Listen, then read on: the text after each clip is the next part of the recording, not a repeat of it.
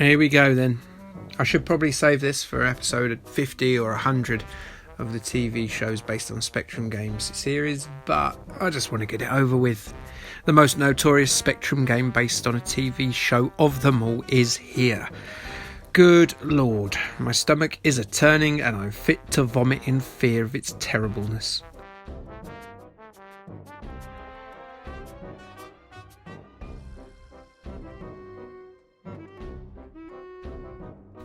So let's take a good look at the source material first, because it's best to boil yourself into misery with obviously EastEnders, the multiple times a week intravenous jab of misery actually being preferable to the video game.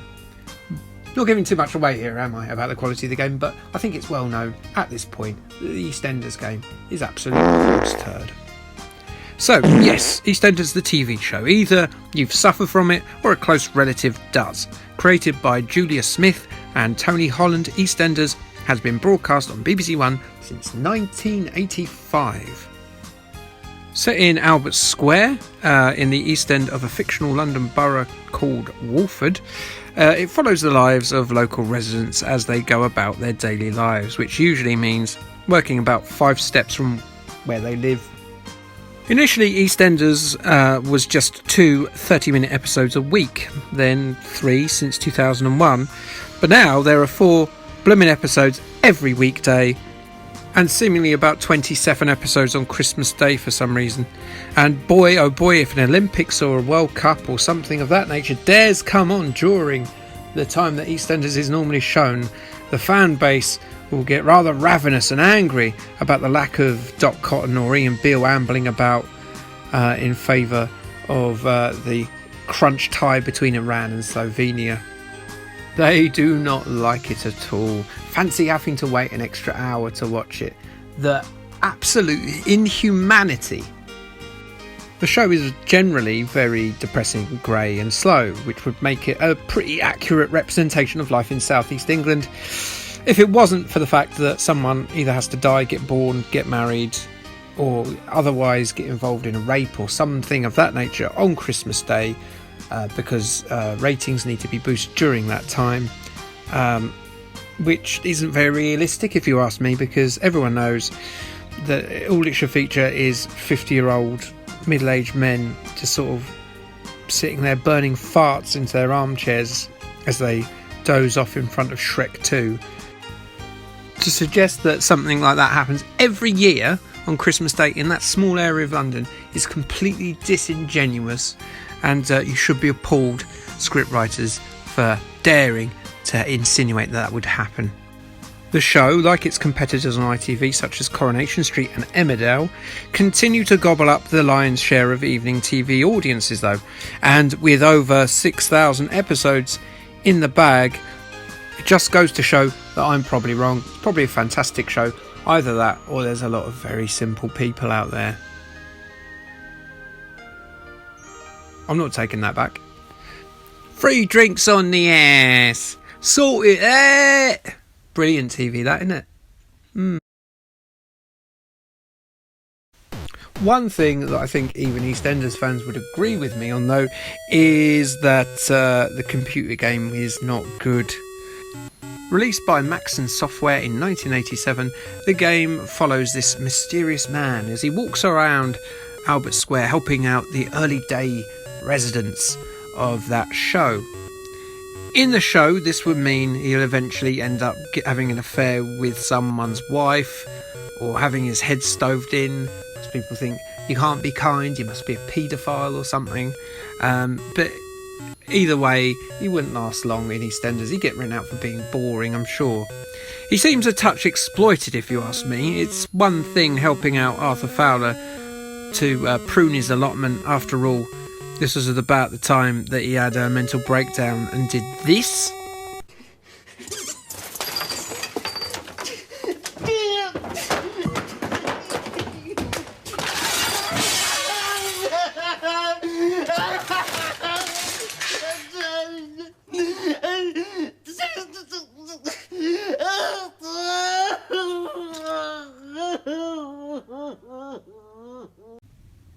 Poor Arthur.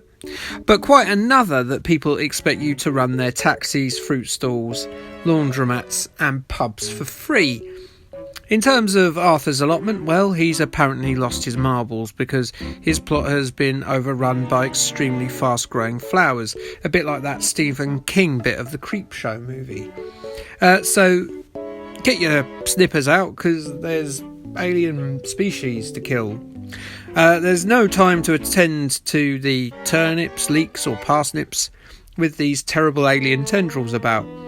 It won't be long before they've outgrown the allotment and eaten Willie the pug or Roland the poodle. Then they'll get a taste for human blood, and Kathy Beale or Mandy, was it Mandy? I don't remember, Mary the punk, will go missing, and within a month the whole of England will be gone, overgrown, and it'll be like an evil plant monster taking over the world from there. Poor Ronald Reagan won't be able to stop it.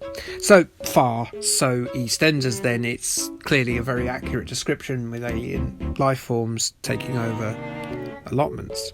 Now, it's very sparse looking, as you can see. Spectrums are not powerful machines, yes, but this, yucky muck yuckerson, and you should try playing it. That snipper's movement is very slow and very glitchy. It's dreadful.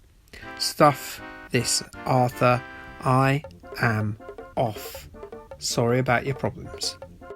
But don't worry, Arthur, I'm popping round your gaff to look after what I think is your granddaughter, because you have to look after a newborn baby who, if memory serves me, is most likely to be the spalling that Dirty Den put in schoolgirl Michelle's belly.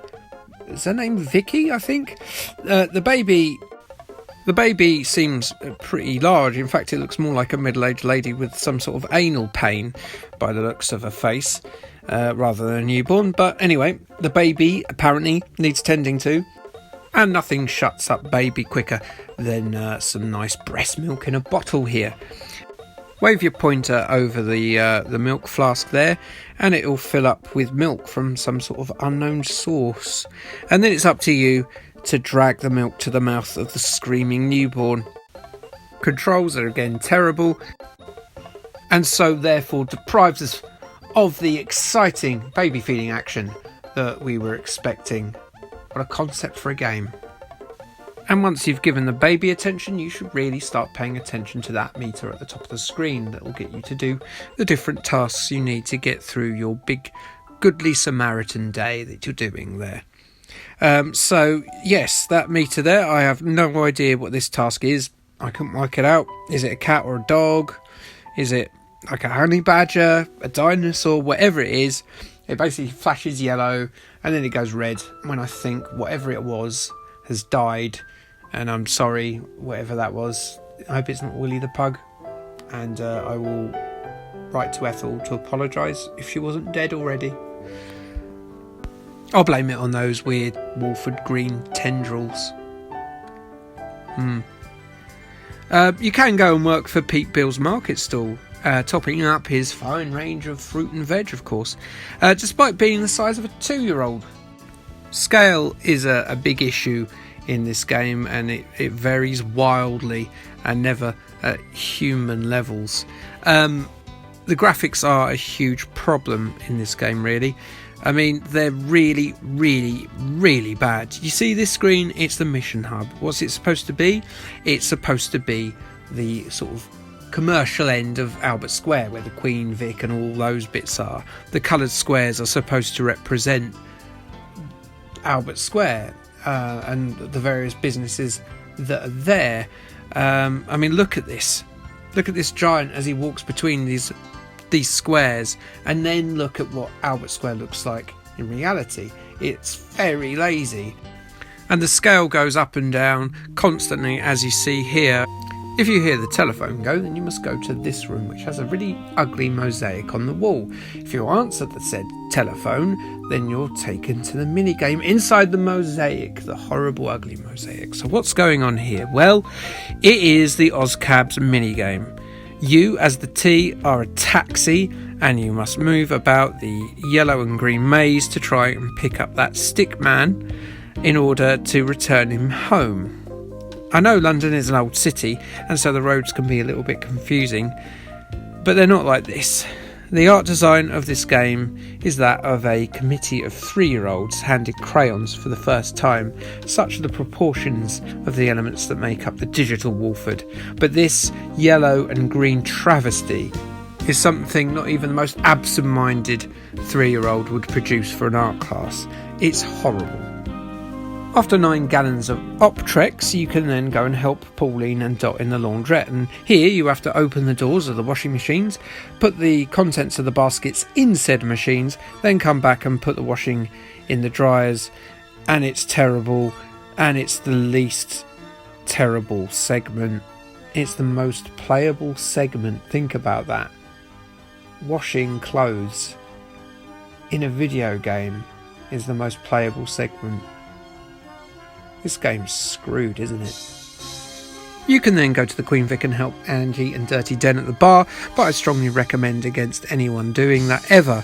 You're supposed to listen to the request for a drink from a patron and put it together using the right liquid glass and fruit, but there's no clue or any indicators on what pump, decanter or bottle is what, and you'll begin to wish that you'd never ever thought about EastEnders, let alone played its game, and you'll glaze over and the whole world will move more slowly just from playing this mini game, because it's appalling. You'll definitely feel some sort of numbness in your fingers. Only Sinclair User out of the main Spectrum magazines received a copy of the game for review, and they gave it a 1 star out of 5 slaughtering, stating that it was the naffest game release from a major software house in 2 years. No one should be allowed to push this onto their shelves. Oh, and it's worth pointing out that at the time of release, Maxim were after the full price cost of a tenner for this absolute horror. It's so bad that even though they didn't send a review copy, Crash Readers awarded it the worst game title of 1987. And I couldn't agree more.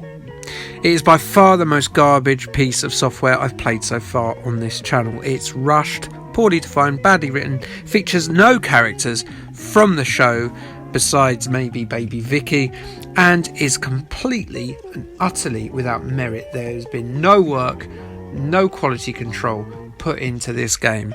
If you play this on a Monday evening, you'll be as miserable as the residents of Walford.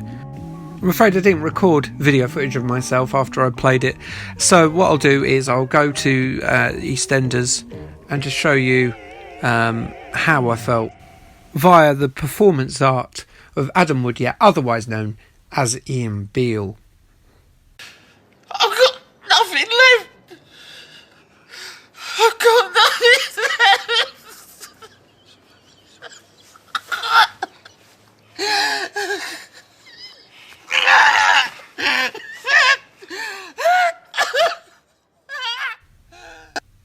Yeah, that. K. Thanks. Bye. Boom, boom, boom, boom, boom, ba ba ba ba.